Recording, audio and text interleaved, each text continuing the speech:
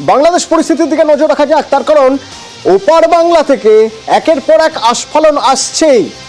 একবার আস্ফালন আসছে যে বাংলা, বিহার, ওড়িশা তারা নিয়ে নেবে।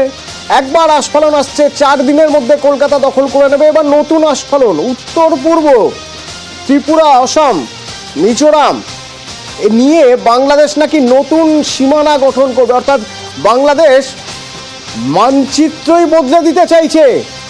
শুনুন।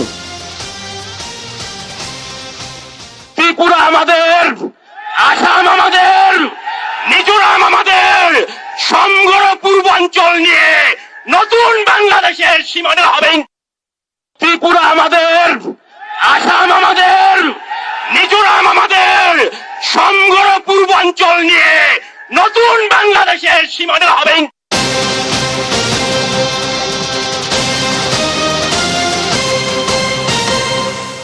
এই আস্ফালন নতুন কিছু নয়, এই আস্ফালন আমরা আগেও দেখেছি। এক অবসরপ্রাপ্ত সেনাপ্রধান তিনি আস্ফালন করছেন 4 দিনের মধ্যে নাকি কলকাতা বাংলাদেশ নিয়ে নিতে পারে। শুনুন।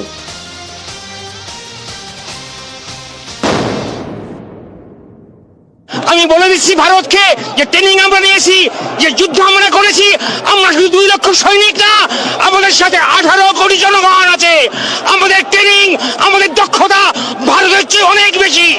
আমরা যদি একবার সাহস করে আমার দেশকে যুদ্ধ করবে, আমরা বলে দিচ্ছি 4 দিনের মধ্যে আমরা কলকাতা দখল করে নেব। আবার এক বিএনপি নেতা নবাবী আমলের কথা মনে করিয়ে দিচ্ছেন, বলছেন যে বাংলা, বিহার, ওড়িশা এই 3টেই তো তাহলে বাংলাদেশের হওয়ার কথা। শুনুন আস্ফালন নাম্বার 2।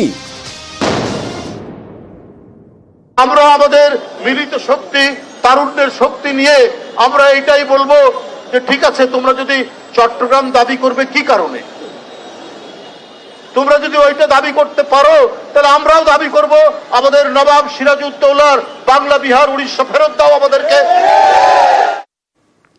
একের পর এক আস্ফালন উপাস থেকে আসছে। আর যখন এইসব আস্ফালন আসছে, তখন গতকাল বিধানসভায় মমতা বন্দ্যোপাধ্যায়ের হুঙ্কার। মমতা বন্দ্যোপাধ্যায় বলছেন এইসব আস্ফালন আসছে, ওদিক থেকে এই করবে, সেই করবে, এটা নিয়ে নেবে, ওটা নিয়ে নেবে। আমরা কি এখানে বসে ললিপপ খাবো? শুনুন।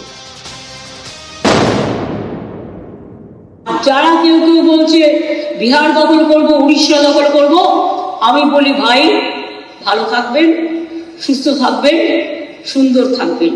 কিন্তু এত বড় হিম্মত আপনাদের কেন কারো নেই যে বাংলা, বিহার, উড়িষ্যা সব নিয়ে নেবেন আর আমরা বসে বসে ললিপপ খাবো?